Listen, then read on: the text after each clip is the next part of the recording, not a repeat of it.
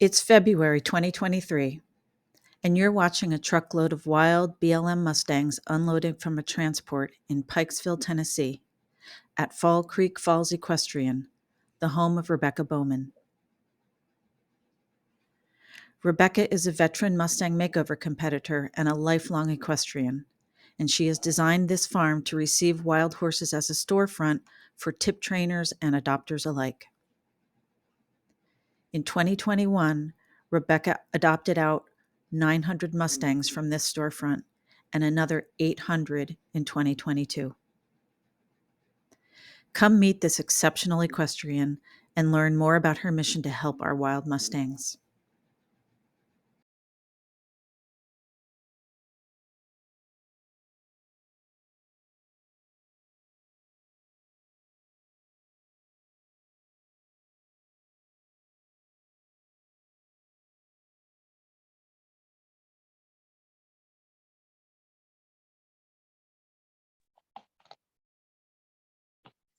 Hi, we are here with Rebecca Bowman, a Mustang trainer. Hi, Rebecca.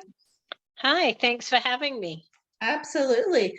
Can you tell us a little bit about how you got into Mustangs and what your horse background is? Yes, I grew up with horses. Actually, my first pony, actually my second pony, was a pony that was a great grandson of the pony my dad rode to school when he was Wow. 5 years old. Wow. So horses in my family go way back. Yeah. Okay. And you grew up in Australia? I grew up in Australia. Yes, I grew up playing polo cross, eventing, and also had my jockey's license when I was 14. Oh, wow. My cousin is a world famous jockey. Wow. And so we were just horse everything. Okay. And when did you come to the States? I came to the States in 1992, so I've been here, I guess, a little over 30 years. And I got into Mustangs, I think in 2009. I watched Betsy Moles actually do a makeover. I think that was one of the first ones. And I thought, this just looks like fun. So I signed up for the very next one, which was in Colorado. And it was quite a long drive. Well, actually, I picked up my Mustang in Oklahoma. So me and a couple of friends jumped in the truck and drove 16 hours to go pick up my first Mustang, and then 35 hours to compete in Fort Collins, Colorado. But that just, Wow. as you know, Mustangs are addictive. They are. They're like potato chips. Yeah. So how did you even learn about Mustangs? Betsy Moles, who lived close to me, she competed in a makeover, and she had a little come meet my Mustang, and I went and watched, and I was hooked. Ah, okay. All right. So was the makeover your first Mustang? Yes, it was my first time having anything to do with one. Wow. Can you tell us a little bit about that experience? Yeah, it was, I'd spent a lot of time in years past starting thoroughbreds and in Kentucky, and lots of them. And so the way the farms do it in Kentucky is they're pretty much all the same. Like, you tack up the horse in the stall, and of course they're gentled already, but you tack up the horse in the stall, you turn it in the stall, you get on in the stall, walk around the stall. Maybe day 2, you do the same thing. Maybe then you walk it up and down the aisle. And then day 3, you're in the round pen cantering. So that was how I knew how to start horses. So that's sort of what I did. Not quite as quick as that. Right. I spent some time on the ground first, gentling, and anyway, he was a little funny about people touching his mouth, so I didn't actually get on him until or get on him out of the stall. I got on him in a stall first until I'd taken care of that. But when I did was probably at the 6-week mark, and he was just went from First ride in the arena, walk, track, canter, swapped his leads. Like, Wow. he was amazing. And he went on to, a friend of mine drove out to Colorado to buy him at the makeover. And he's still around. He's really great. And he went on to compete in the American Inventing Championships. Actually, he won the American Inventing Championships. What level? Beginner novice with a kid. He Oh, won wow. the Area 3 Inventing Championships. Uh-huh. With an adult amateur. And a child bought him last year, actually, and she competes him. I think he Wow. did end up competing up through preliminary. Wow. How old is he now? Do you know? Well, he was 3 when I got him in 2009. So he might still be out there running around. No, he is. He's still competing. Wow. Okay. Do you have any personal Mustangs? At the moment, I just have 2 in my field. What I sort of do is I sort of try to do a makeover every year and gentle one and put a lot of effort into that. And then pass that on and start with a new one. Anyway, at the moment, I have a really nice 2-year-old actually that I just really, really liked when it came through my storefront as a yearling.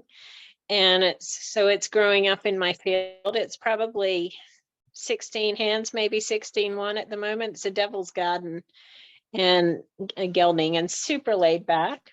And I have a 3-year-old that was the same thing. That is a buckskin and white pinto. And he's super cool. And both of those are already gentled, but not yet started under saddle. I hope to start the buckskin this summer. And then so maybe next year he'll be ready to do something. Okay. But I just got finished with the Mustang Magic. And so I've been put a lot of effort into that. Right.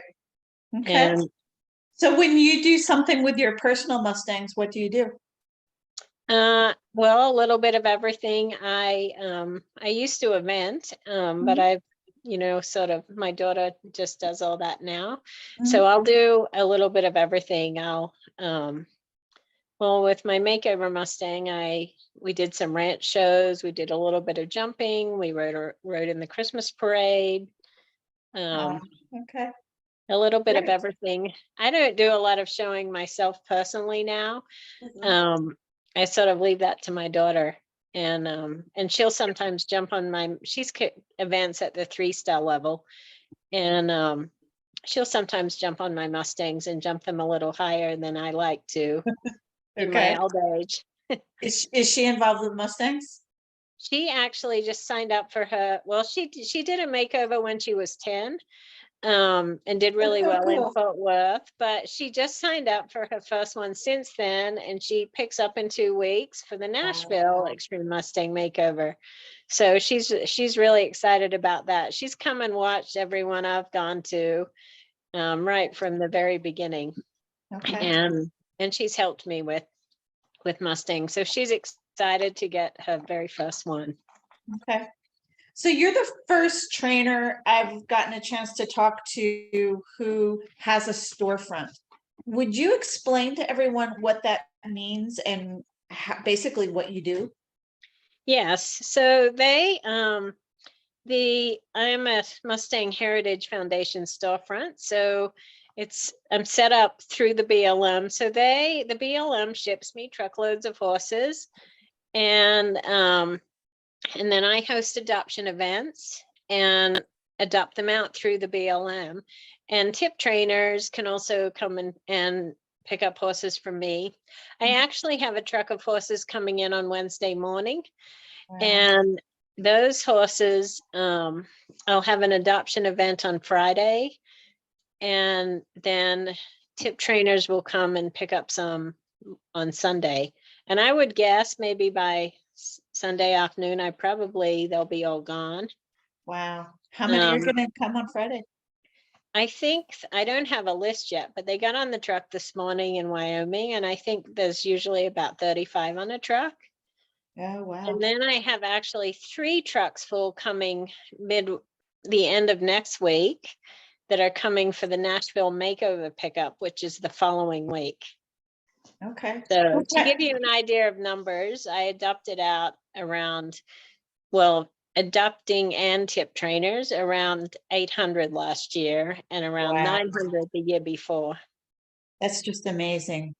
So that kind of keeps me busy Yeah. with, keeps me away from riding a Okay. little bit, but it's Well, fun. I love it. yeah. It's so fun to see all the new ones. It's like getting to see all the new Mustangs, but not having to keep them all. Okay.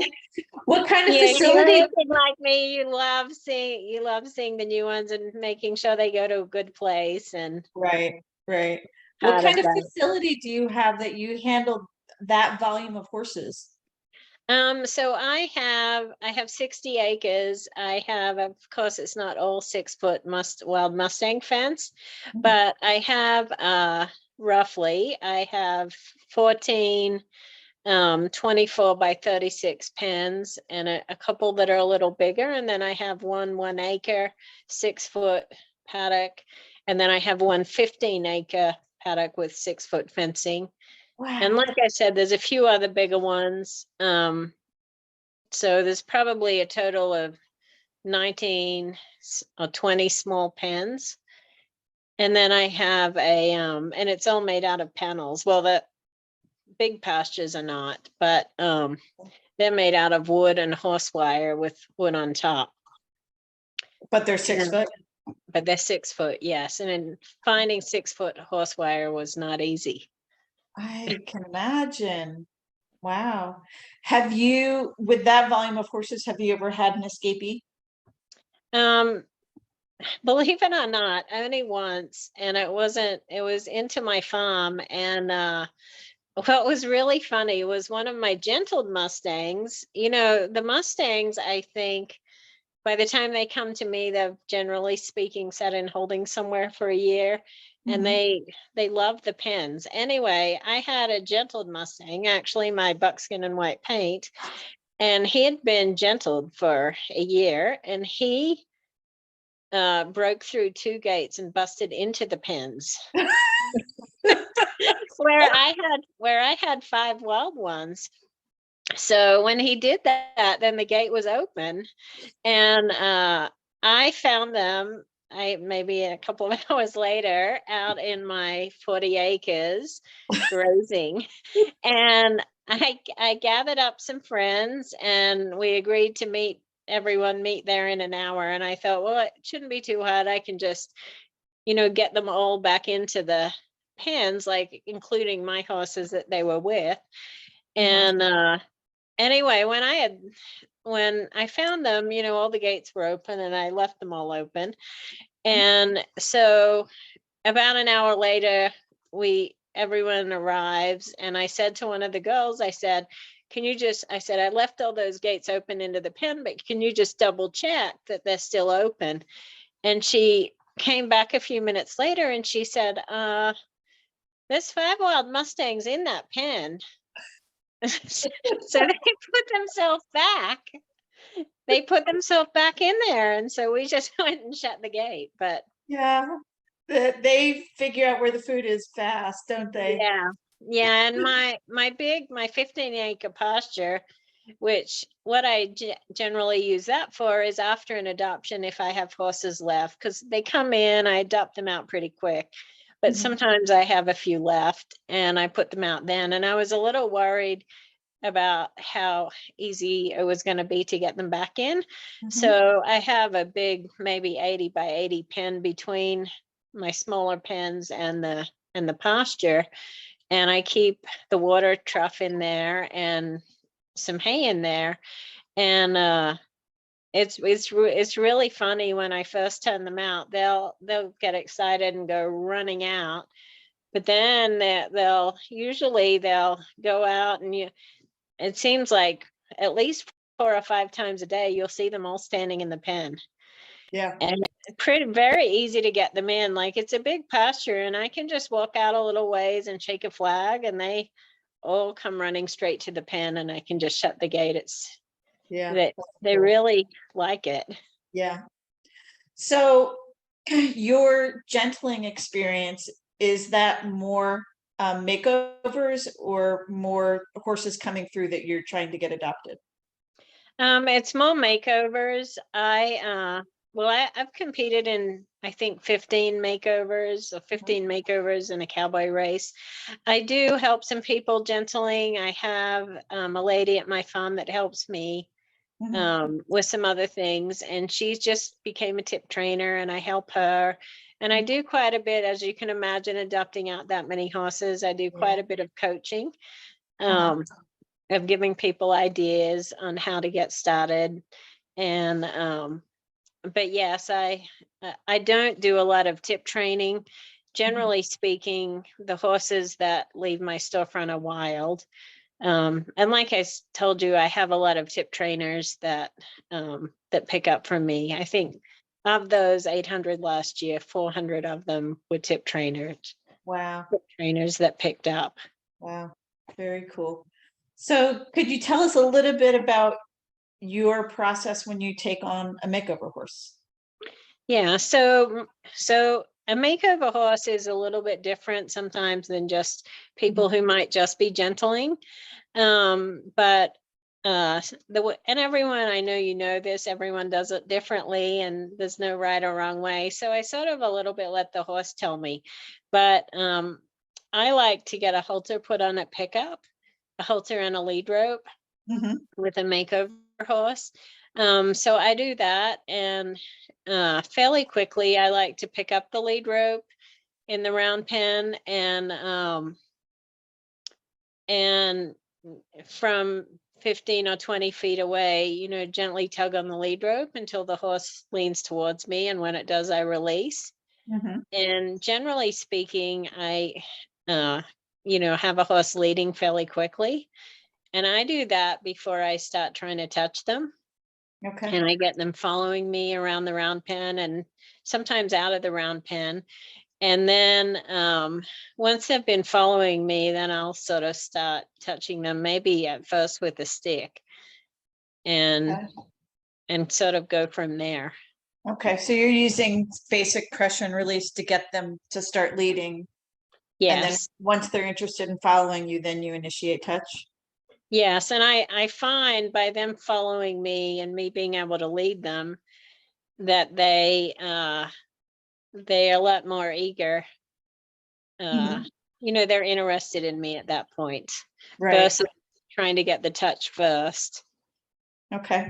How do you handle the deadlines for a makeover? Because a lot of people, myself included, I have no interest in doing a makeover because the pressure of, 100 days. Yeah, so I find when you get a Mustang, you're going to go at whatever speed the horse needs to go at anyway. Yeah. For example, this makeover, when I picked, and either when it comes time for the makeover, either you're going to be ready or you're not. And if you're not, you don't go. And if you are, you do. So, and I think, like, for me, the difference with a makeover horse and not having a makeover horse is, with a makeover horse, I'm going to go work it 6 days a week or do something with it no matter what. Where there was many days this winter when it was 30 degrees and here I am in the outdoor arena in the rain, which I wouldn't have been working those days if I didn't have a makeover coming up. And for me, that's the only difference. I don't, there's some things that my horse is going to be not proficient in come makeover time, and that's okay. Not everyone's going to be really good at everything, but that's sort of how I handle that. You just have to go at the horse's speed. And this makeover, my last makeover I competed in was 2019. Was actually a cowboy race in the fall of 2019. And then we all kind of got hit with COVID and everything shut down. So I hadn't done a makeover since then. And I had not really done much riding because I moved up here in 2020 and my riding arena is just now getting finished. And I've done a little bit of riding on movie sets here and there, but other than that, I really hadn't ridden. And I'm I turned 50 last year, and I signing up for another makeover probably might not have been the smartest thing I did. But anyway, because of that, I really had to push myself a little bit, but I went a lot slower. So I didn't even get on my horse for a good 6 weeks. And honestly, she was super quiet. And maybe, 10 years ago, I would have probably been on her in a week. But I went extra slow and I ponied her a lot. And and she was just super at the makeover. And there was a lot of fuss for her at the makeover. Really? But she just, the more people were there, the more scary the situation was, the better she was. Like, she just couldn't have been any better.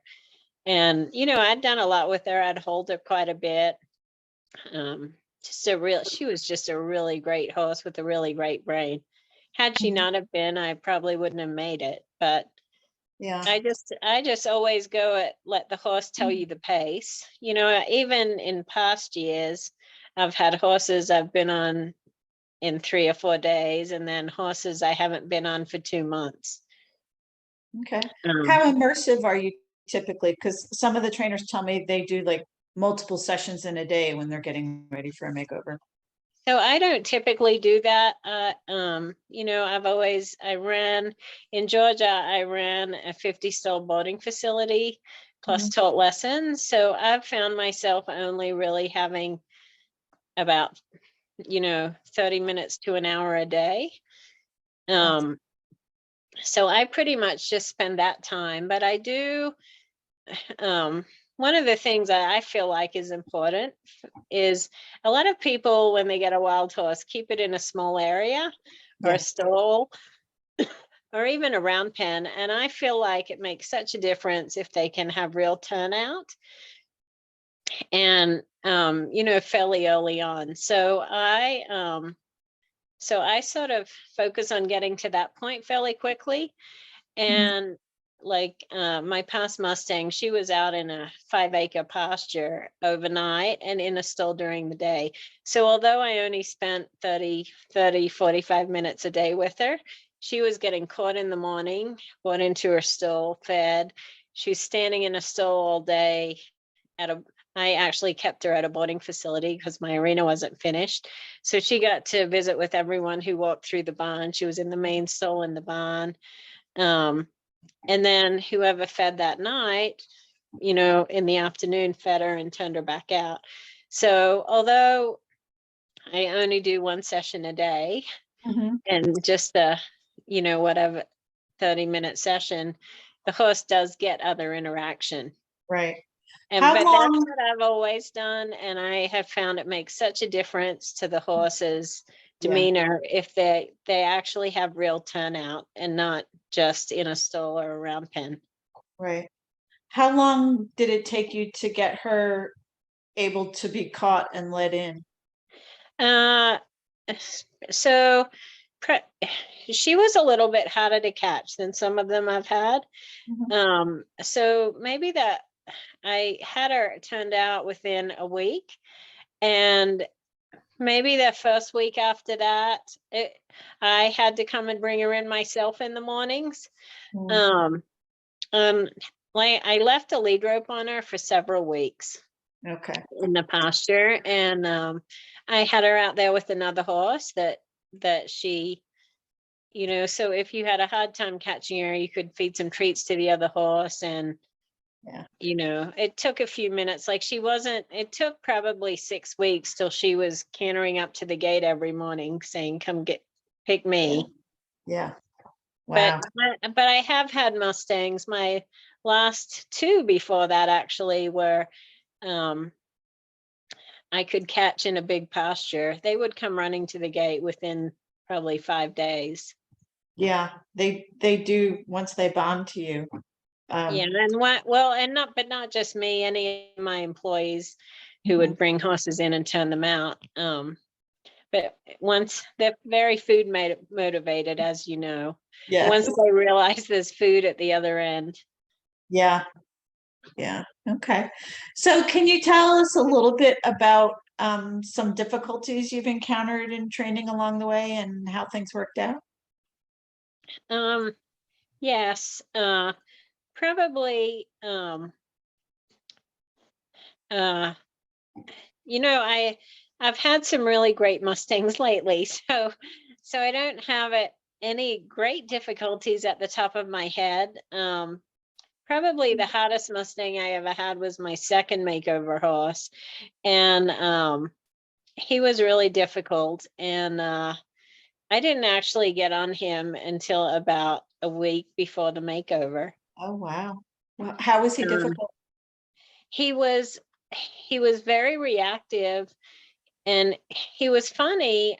He was very reactive, and I got on him in the round pen fairly early, and I could just climb all over him, sort of thing.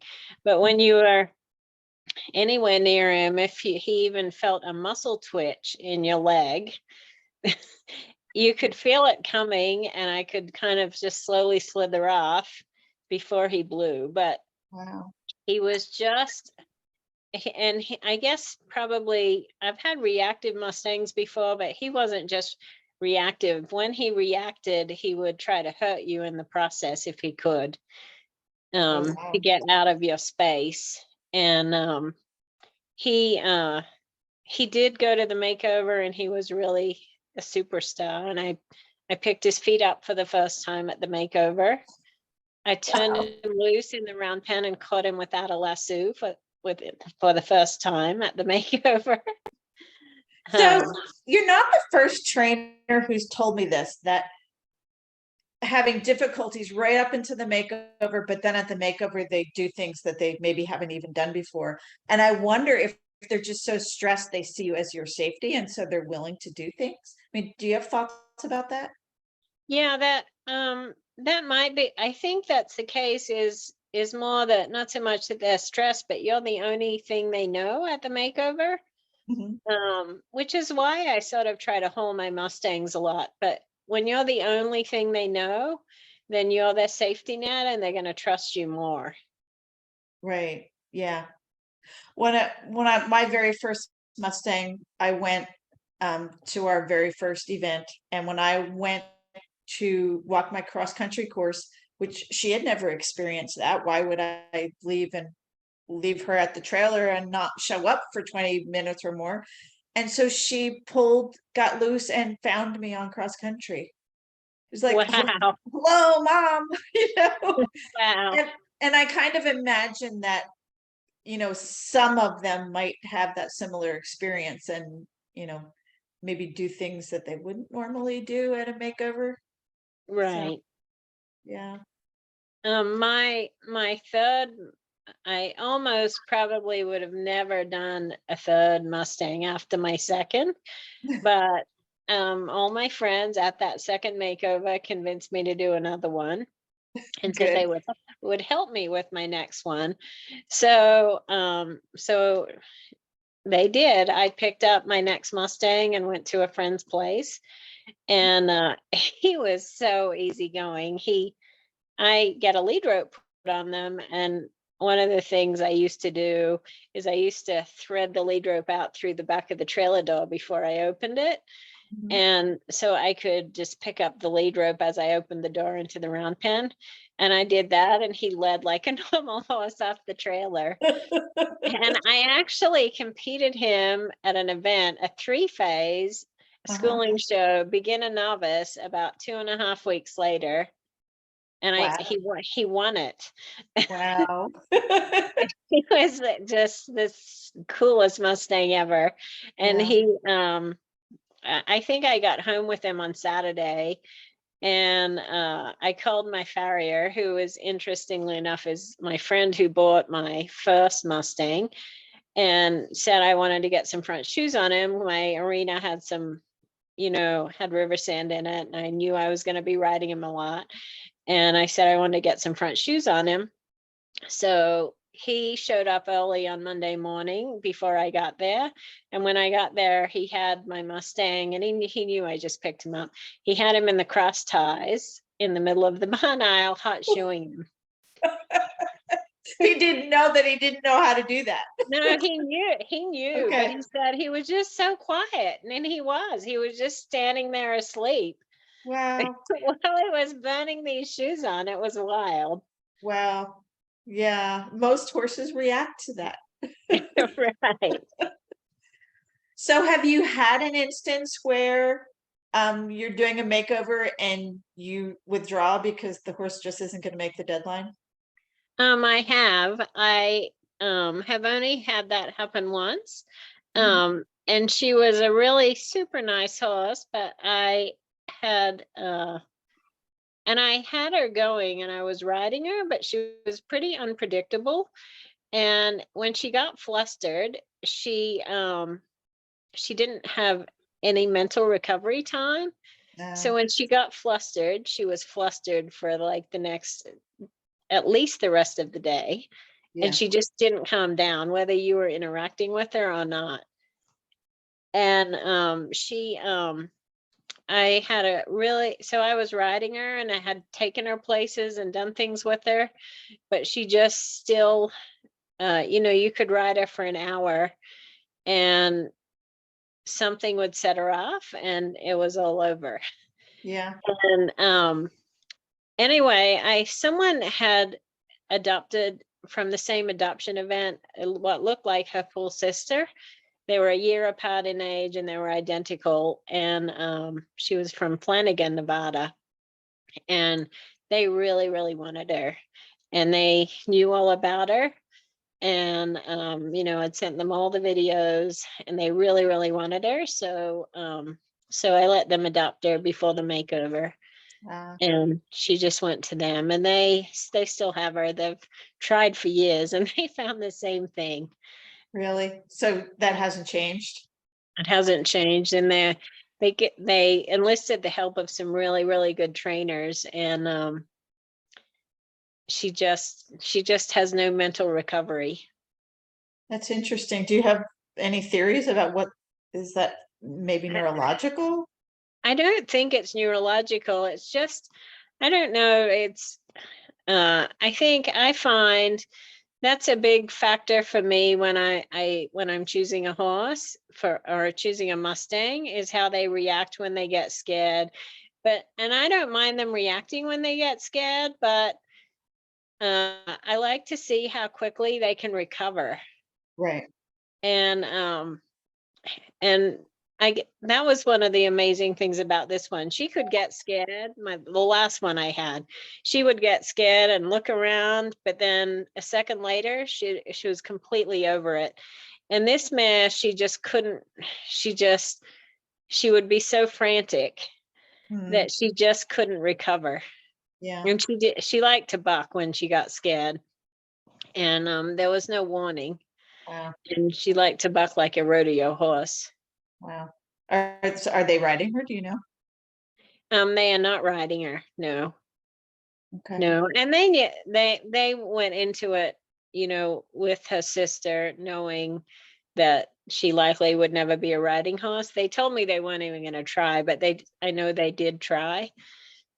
And I actually just talked to a good friend of theirs about 2 weeks ago and got an update on her, and they have stopped trying. Okay. And I was riding her, like I'd done demos with her. I did a demo with her at the Alabama Horse Fair, and like I was really riding her. Okay. I have some more questions about the storefront. As somebody who runs a storefront, what are your goals and currently, and are they going to change in the future, or is this kind of a static thing? The storefront is, my goals are always to get more horses out there and to educate the people who are adopting them. So they're always my goals. It's sometimes, it's hard to know with the BLM, it's hard to know how often I'm going to get horses and how many horses I'm going to get. And sometimes it's even hard to know when they're coming. Oh, wow. I only found out these horses that are coming on Wednesday were coming last week. Wow. So it's sort of hard to make too many concrete plans based on that, but I really work hard to try to educate the people that are picking up horses from me. And different from the BLM, I think let me first say, when someone adopts a horse from my storefront, they're adopting from the BLM, not from me. Okay. But I do have the opportunity to educate them a little bit about, what to do when they get home and things like that. And I also try to make sure I give them continued follow-up help. Mhm. I tell anyone when they get stuck to give me a call. I tell everyone when they get stuck, if they are home a month and can't get near the horse and they have questions, to give me a call. And often they do. And when they do, I'll try to find someone who's close to them, a Mustang person, to go to their place and help them. I also offer them that anytime, no questions asked, their Mustang doesn't work, even if it's sale authority, even if it's a year from now, 2 years from now, they can bring it back to me. Wow. So I work really hard at doing that, and people do bring them back. I think I've had probably 10 brought back to me in the last month, which is unusual, but sort of happens I think in the middle of winter when people realize they can't feed them or they don't. But anyway, so I do that a lot, and I try to make sure each horse goes to the right place, and maybe different than the BLM also. I can sometimes, advise people more on the personality of the horse. Right. So, for example, if I have a lady call me and she'll say, I want to do a wild Mustang, but, I'm older and I don't want a crazy one. So Mhm. I can sort of steer them, even if I've only had them a week. I've spent time with them personally in the pens by myself. So I can steer them towards a horse that's better suited for them. Right. So you have Maybe, an idea of temperament. right. Okay. That's fantastic. That's And I know some people believe that it doesn't really matter what HMA they're from. But I do say that I do believe that there is, there's good horses and bad horses everywhere, yeah. but that Okay. certain HMAs are better or Which easier than others. which ones are easier in your experience? My absolute favorites, which my first Mustang is the Wyoming horses. I've had multiple really great Wyoming horses, so Okay. they are my favorites. Probably my second favorite after that is probably the Fish Creek, the Fish Creek, Nevada horses, which I don't think everyone likes those, but I've had two really, really good ones. I think generally speaking, they're mostly small. And my first one was tiny, but he was awesome. And this mare that I just did, she was 15 too, and she was a Fish Creek. Okay. And the Wyoming horses are pretty big. Yes, they're generally a little bit thicker Yeah. than some of the others, and they have some decent height to them. Okay. And are you basing this on temperament, intelligence? Okay. Yes, temperament and intelligence. Not necessarily like the Wyoming horses aren't always the absolute most athletic horses. Yeah. but they just have such good brains, and they're nicely put together, and they're nice Right. dressage. I'm an English person at heart. I do sometimes ride at a makeover in a Western saddle, but Mhm. I'm an English person, really. Okay. Is there an HMA you've just had bad experience with?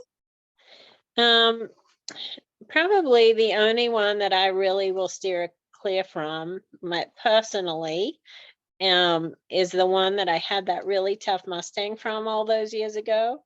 And a lot of people like that HMA, but it's Nevada Wild Horse Range. But I've not heard anything about that one. but I spent I spent a lot of time with that horse, and I think maybe back then someone told me they used to do military testing around that Um, area, and it actually on his paperwork it said, and it doesn't say this on Nevada Wild Horse Range now, but it said Nevada Wild Horse Range Area 52. ah, So I don't know if that's what was up with him, but personally I won't get another one from there. okay. Um, okay, I think the other herd that I hear consistently a lot of highly reactive horses is sulfur. I get quite a few sulfurs through my storefront, and for as many people as you hear about that don't like sulfurs, there's an equal number of people that absolutely them. love them. Yeah. And when I get truckloads of sulfurs, they get adopted very quickly. And Yeah. I will say they're probably one of my favorite horses to have in my storefront. I've never gentled a sulfur, but they're so easy in my storefront. They're very respectful of the panels. They're easy to move around. They're very easy to load. They're very easy to halter. Like sometimes I'll get horses that try to climb out of the 8-foot haltering chute. Yeah. The sulfur horses are very respectful, not pushy. And it's interesting. I find it makes a big difference. And again, I'm not training them, but what facility they've been in. I got horses from 2 trucks of sulfurs at the same time last year, and from 2 different facilities. And they both came at the exact same time, the same age horses, I think the same time they'd been rounded up. And one set of the horses had been at a facility where they hand feed the hay versus just dumping it out there with the tractor. Right. And the horses from that facility, the whole truckload, I could walk into the pen and they would walk up to me to sniff my hand. And versus the other horses that was still very well taken care of, but they were just so much more reactive and flighty. It was really interesting. Yeah. So just the more human contact, the less flighty they would be. Yeah, and they were great. That whole truck full of horses, they were great horses. The adopters, all the feedback I got from the adopters was that they were wonderful. And so I would adopt a sulfur myself. They're a little bit lighter boned, and I actually bought a mare last year, a really nice mare. That was 13 years old, and I'd known her when she was young. Briefly, a friend of mine had started her and competed in a makeover with her, and I had the opportunity to buy her. She actually somehow it ended up in a kill pen, and someone I know bought her from there and called me, and so I bought her from them. And she was a finished, quiet, super safe beginner horse, and she was a Conger, Utah, which probably has a worse reputation than sulfur. Really? And I mean, I'd known her for a while, and I didn't, back when I knew her at the makeover, I didn't know anything about, the different HMAs too much. But she's a friend of mine bought her for her daughter, and she is just amazing. She's boarded at the facility where I kept my mare. Okay. She's such a babysitter. Yeah. Well, that's cool. Well, I'm glad to hear your impressions of the sulfur horses because they definitely have a reputation for being, at least some of them, being quite reactive. What is your favorite HMA? Well, I've got 4 Kygers sitting in my barn, so I'm going to have to say Kyger. But Okay. if I were to adopt another one, I'm very attracted to the sulfurs. Okay. Well, I like the sulfurs. I really do. Yeah. Yeah. I love the Spanish look of them. And I think they look like they just make really cute dressage horses. And that's Yeah. what I like to do. Yeah. Question about horses being returned. Is there any commonalities about reasons that horses come back? in to Uh, your facility? so generally speaking, I think on the most part, it's they get into the winter and people realize that it's expensive to feed a horse, Yeah. especially in the winter, or that they thought they were going to work with the horse every day. It's often a time thing, and they haven't. And as you know, when you get a wild Mustang, you sort of, if you want to get anywhere gentling wise, you have to work with them every day. But sometimes it's, health reasons, or I got a really nice one returned a couple of weeks ago. And he had had her for a year and a half, but he lost the lease on his farm. And his kids were riding her, and she was super cool, little bitty mare. And he said, you know what? He said she was titled. He said I could easily sell her, but he said I want to know where she goes, and I really want to know that she's going to go to a good place. And I know you have a lot of people through here, and I know you know a lot of people. Mhm. So we bought her back, and I called a friend in Ohio, and she was super excited. She was looking for a school horse, Oh, and nice. she came down and got her, and she sent me a couple of videos since she got her home, and Mhm. everyone's happy. Good. That's great. So sometimes it's just life changes. Yeah. So do you see a way that we as a community can shore up some holes so we can make adoptions more successful, so we don't get horses in kill pens and auction houses and being returned because they turn out they don't have enough time to train? Right. So I'll tell you what I'm doing personally for those things is, as we already talked about, I make sure everyone knows that they can come back directly to me no matter what, no questions asked. Right. The second thing is, now my arena is going to be finished next week. I am going to try at least 3 times a year to have a wild Mustang gentling clinic. Cool. And I have one on March 12th for a week, actually. And this particular one, Mark Lyon is teaching. And I have called all the local tip trainers around me and all the failed adopters around me, but I haven't, and I'm making it so everyone can come and watch for no charge.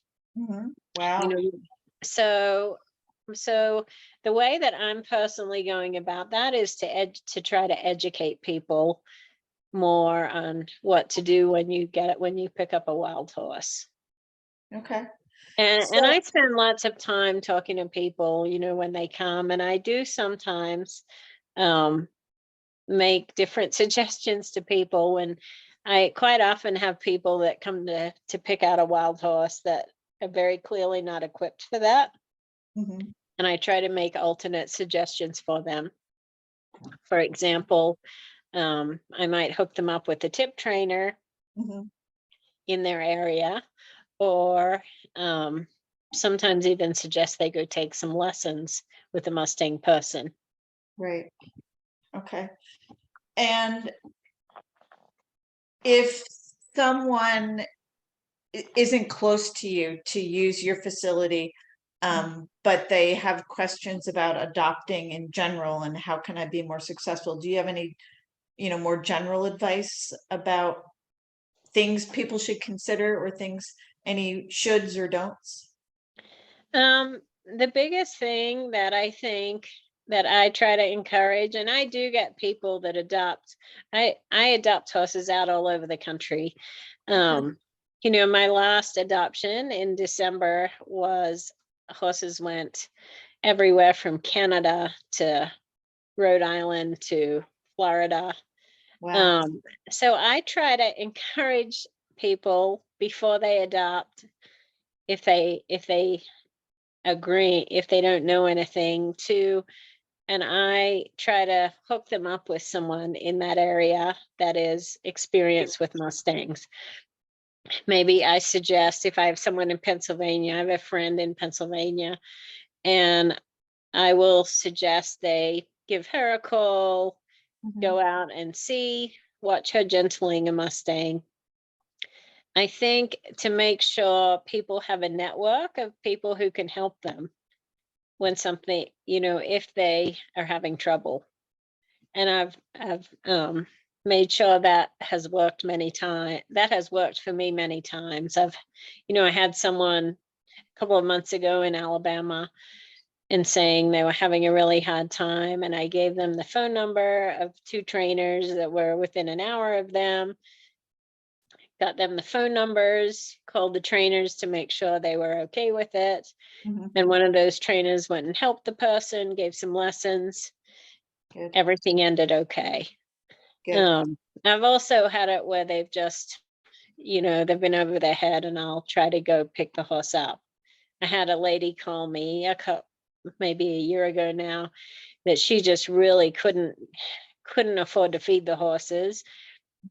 And she wasn't even in my BLM area, and she was about 14 hours from me, but she couldn't afford to drive them back either to any BLM facility. And Wow. And in that case, I paid someone to go pick the horses up. And I had someone coming to me from near there, so it worked out. And so I just try to always offer a solution, instead of just, you can't do this.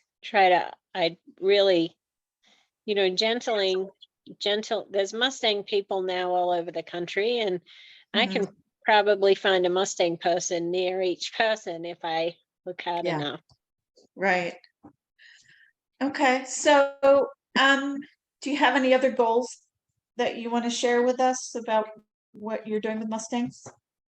I think we've pretty much covered everything, unless you have any other questions.